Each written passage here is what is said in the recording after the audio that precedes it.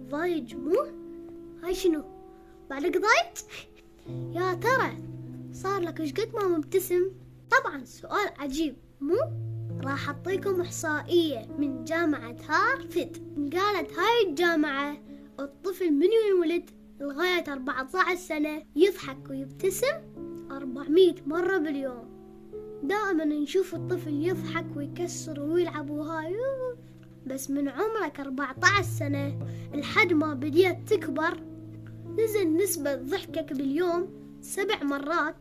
تخيل نسيت تضحك، نسيت تبتسم. يا أخي الابتسامة بوجه الناس أصلا هي صدقة تاخذ عليها حسنة. وكو معلومة كلش حلوة، الوجه بيش كم عضلة؟ بيه 80 عضلة.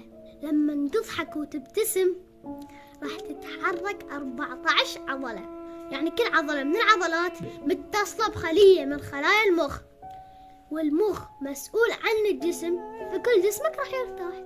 تعبيراتك، حركاتك، بركاتك، كل شي بيك يرتاح.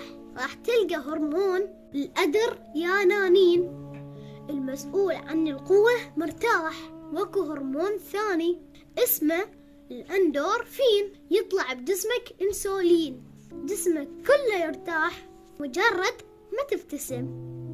ابتسم ولك ابتسم، ما ابتسمت مو؟